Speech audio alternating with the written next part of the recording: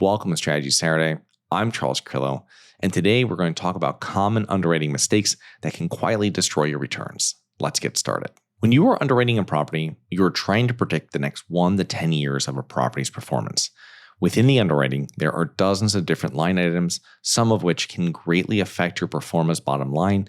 And since the net operating income is a determining factor in valuing a property, it is important that we spend time on the line items that matter the most. If not, we risk killing our returns. Number 1, overestimating rent growth. If your underwriting does not work with a property's current income, this is a red flag.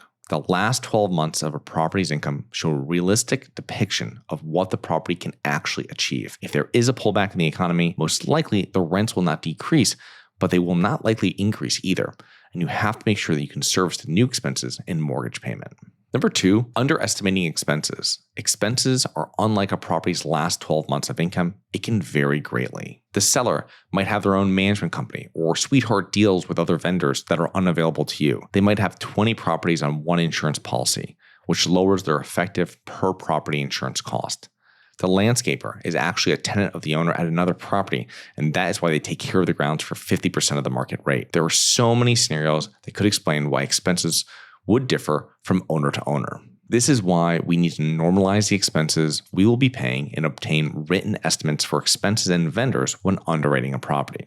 As a side note, once you buy more properties, this scale will start working in your favor with you having more pull with vendors and contractors. Number 3 is property taxes. Property taxes are one expense that you cannot just get a quote for, and they're going to be one of your largest line item expenses. It is extremely important to determine your new property taxes while underwriting the deal, and you can speak to the local municipality and without providing a property address, find out how they suggest you estimate the new property taxes. Number 4 is optimistic renovation premiums. So if you're planning to perform a value add, make sure you find actual rent comparables and estimate that you will not fully achieve those comparable rents. Give your business plan time to be implemented. It is unrealistic to expect to renovate a large property in 12 to 24 months unless you plan to have a high amount of vacancy, which will decrease your income in the short term. Plan to have a lower lease up, more concessions, and lower than expected rents.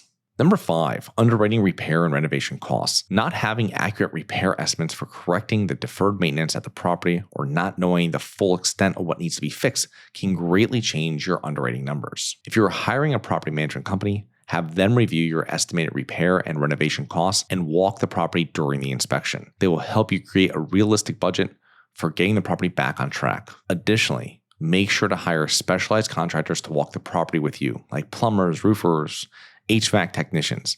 They will give you the most accurate idea of the system's condition and the cost to repair them. When you are creating and reviewing your underwriting, spending time verifying these few line items is going to greatly increase your chances for success. If you're interested in learning more about the most important expenses when underwriting an apartment building, check out episode SS114. That's SS114. I hope you enjoyed. Please remember to rate, review, subscribe, submit comments and potential show topics at globalinvestorspodcast.com. If you're interested in actively investing in real estate, check out our mentoring programs at syndicationsuperstars.com.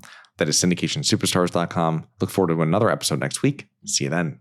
Have you always wanted to invest in real estate but didn't have the time, didn't know where to find the deals, couldn't get the funding, and didn't want tenants calling you? Since 2006, I've been buying income-producing properties in great locations that provide us with consistent passive income while we wait for appreciation in the future and take advantage of tax laws while we're waiting.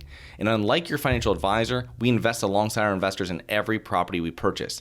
Check out investwithharborside.com. If you like the idea of investing in real estate, if you like the idea of passive income, partner with us at investwithharborside.com. That's investwithharborside.com.